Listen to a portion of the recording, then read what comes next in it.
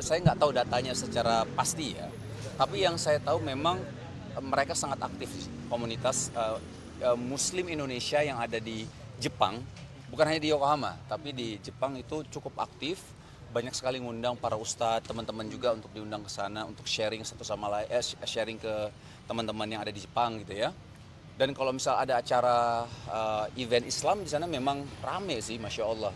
Karena memang kita nggak bisa pungkiri ya ketika mungkin orang-orang Indonesia yang ada, khususnya Muslim memang yang ada di Jepang, ketika ada satu event Indonesia kayaknya kan kangen ya, sekalian mungkin silaturahmi satu sama lain, terus lihat eventnya, dan banyak hal sih yang didapatkan ketika di event tersebut gitu loh.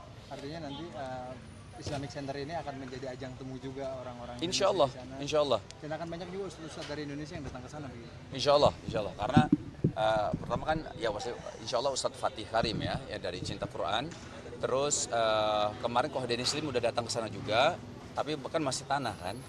Dan harapannya adalah ketika banyak yang hadir nanti makin banyak juga semangat umat Muslim yang ada di Jepang untuk bisa memakmurkan Islamic Center yang ada di Jepang sih, insya Allah. Mas Wisnu, kemarin kan waktu itu subhanallah saat meresmikan mengazankan sempat menangis seperti apa sih? Ya terharu aja sih sebenarnya ya, terharu lebih ke karena kita kan nggak ada yang tahu ya amalan kita yang mana nih yang bisa membawa kita ke surganya Allah gitu ya. Jadi terharu aja setiap langkah yang dilakukan sana. Saya juga banyak bilang terima kasih sama Ustadz Fatih. Ustadz Fatih makasih ya udah ajak untuk bisa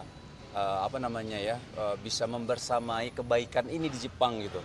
Kan maksudnya kalau misalnya banyak yang mualaf di Jepang kan itu kan pahalanya insya Allah terus mengalir buat kita juga gitu loh ya.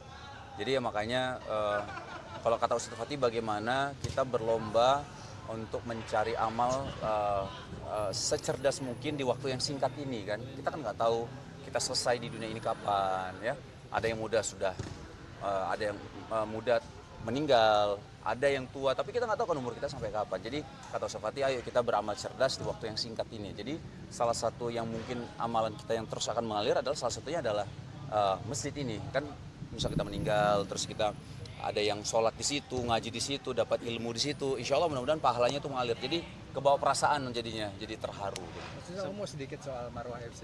Kabarnya Marwah FC ini ada setoran surat kayak sebelumnya ini. Kalau kemarin memang ada setoran, ada tugas sebenarnya dari Habib Utsman bin Yahya. Jadi lebih untuk, kalau misalnya Habib sih sebenarnya lebih untuk yang setahu saya memang untuk bagaimana anak-anak dekat sama Quran sih sebenarnya. Jadi ayo udah ngaji belum, store ya gitu. Kalau store tuh biasa store di grup kita. Jadi kalau udah store boleh main untuk selanjutnya, apalagi nanti main kita lapangan besar gitu kan. Itu karena kadang-kadang kan untuk main di lapangan besar nggak mudah juga ya, ada izin, ada ini, ada itu segala macam lah ya.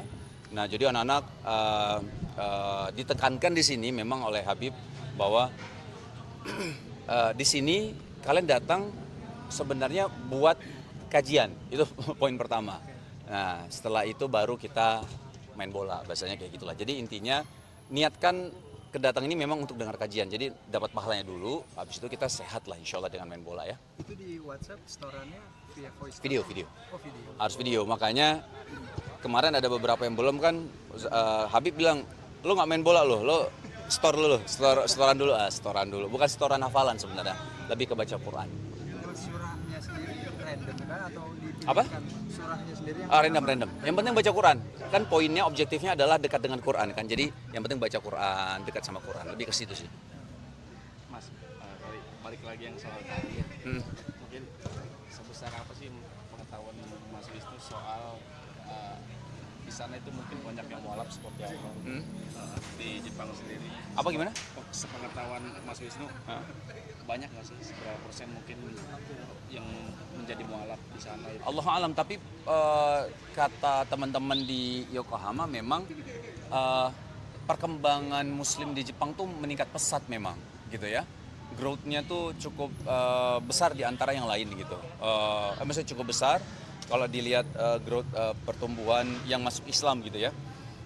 Jadi mungkin nanti di satu titik akan butuh beberapa tempat ibadah yang memang ada di beberapa titik mungkin ya. Misal di Yokohama kan gede juga Yokohama. Jadi ya mungkin titik di sini dan beberapa titik butuh gitu. Jadi untuk muslim di sana, muslimah di sana tuh tidak menemui kesulitan yang banyak ketika harus ibadah di masjid. Lebih ke situ sih. Baru ini masjid di Yokohama terbesar nanti dibangunnya. Masjid Indonesia. Masjid Indonesia, poinnya sih ya, Masjid Indonesia pertama, bukan terbesar, Masjid Indonesia pertama yang ada di Yokohama. Tapi kalau dibilang terbesar ya untuk saat ini mungkin iya, karena baru satu gitu. Tapi kalau terbesar nggak tahu kan, nanti di Yokohama mungkin ada Masjid Indonesia yang kedua yang lebih besar, ya bisa jadi gitu. Tapi ada planning di negara-negara lain bakal ini lagi nggak sih, ngebangun lagi? Ya. Apa? Di negara-negara lain mungkin ada. Apa? Di negara lain bakal ada planning bikin lagi. Oh insya Allah. Ya kita udah kemarin sempat ngobrol juga.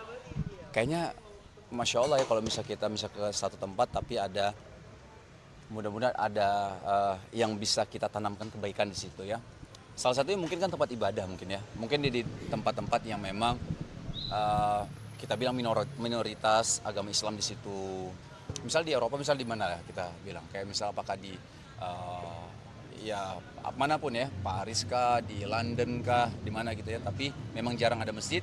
Ya kalau ada masjid di situ, kalau ada andil kita, aduh senang banget kan. Karena yang tadi seperti saya bilang, setiap yang baca Quran di situ, setiap yang syahadat di situ, setiap yang sholat di situ, berzikir di situ, kan mengalir pahalanya ke siapapun tanpa mengurangi pahala-pahala yang ikut andil tersebut. Ya, di Aceh itu grand opening butiknya Zaskia Sungkar sama Shiba Shiren. Jadi butiknya Zaskia sama Shiren di Aceh kan ada dua tuh ya. Nah di Pagar Air di Aceh Besar lah jatuhnya Aceh Besar ya mungkin ya. Nah di sana tuh kita memang tujuannya memang untuk grand opening. Tapi saya berangkat duluan dari hari Jumat.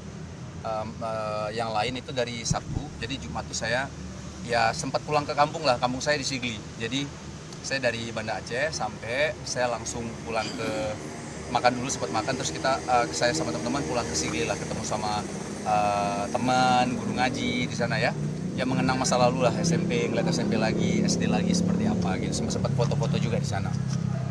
Nah terus ya kalau udah di Aceh itu kurang lengkap kalau kita nggak wisata kuliner. Jadi di sana kita tuh makan ada namanya sirbuh namanya. Sirbuh itu ada satu makanan khas Aceh, ya ada yang digoreng, ada yang direbus. Kita makan, alhamdulillah Kia, Irwan, Shiren suka dengan makanan-makanan Aceh. Kita makan burung dara di Daus, ada nama restoran di Aceh lah.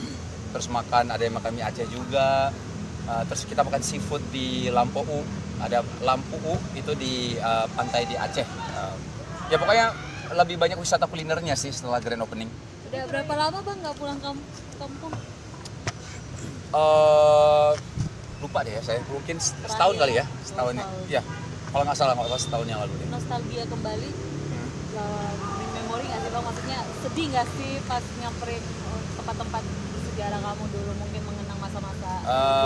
Iya kangen aja, apalagi waktu di masjid itu ketemu sama guru ngaji dulu waktu SD gitu ya. Wah, yang ngobrol lah, kangen-kangenan, kita ngobrol ya, cerita waktu itu masa lalu seperti apa, sekarang kayak gimana perkembangan masjid di remaja masjid. Waktu itu kan ikut remaja masjid ya waktu di Sigli itu ya. Ya banyak ngobrolnya sih, kangen dan banyak cerita yang kita ingat karena kan sama teman-teman kan bareng-bareng waktu di Siglinya tuh bareng teman-teman yang satu SD dan satu SMP. Jadi banyak cerita-cerita dulu yang kita coba kita angkat lagi gitu. Anak-anak juga diajak nggak sih Bang kemarin pada saat pulang kampung? Anak-anak nggak diajak karena memang Shiren bilang karena kita kan tujuan di sana kan grand opening ya, kerja lah bahasanya gitu ya. Nah jadi memang nggak diajak dulu biar fokus untuk kerjaan di sana. Tapi nanti insya Allah sih karena saya juga nggak bilang ke Adam kalau ke Aceh karena Adam udah pengen banget, Abi pengen ke Aceh dong, pengen ke Aceh. Jadi waktu keluar waktu pergi saya bilang sama Adam, Abi ke luar kota ya nak ya, gitu ya. Tapi nggak bilang ke Aceh gitu. Jadi tapi nanti kalau liburan insya Allah sih pengen ajak anak-anak ya keluarga lah kita pergi ke Aceh mungkin dalam waktu yang ya mungkin seminggu atau 5 hari mungkin ya insya Allah. Kalau untuk anak-anak mungkin pulang kampung kapan tuh Bang? Pulang kampung ya? Belum pernah belum pernah. Kalau keluarga kan semua yang lengkap belum pernah.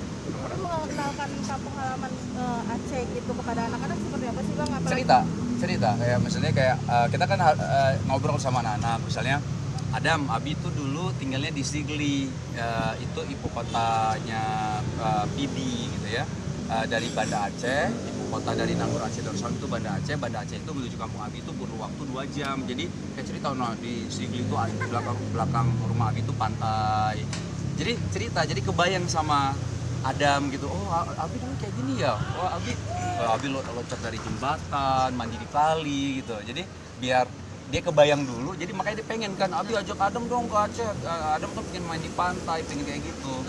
Makanya waktu saya sempat ke Aceh pulang, saya nggak ajak anak-anak, saya sempat, nggak lama sih, saya baru pulang mungkin 3 bulan yang lalu. 3 bulan yang lalu, saya cek kondisi di sana, Bib, ya, siap, ya Bib. Cek kondisi di sana duluan, setelah itu Adam bilang, Abi kok kenapa ngajak Adam ke Aceh, Adam pengen, makanya waktu kerjaan kemarin saya tanya sama Shiren, saya mau ajak anak-anak nggak ke Aceh. Shiren bilang jangan deh, biar kita fokus dulu deh kerja, nanti kalau liburan baru kita ajak anak-anak ke Aceh.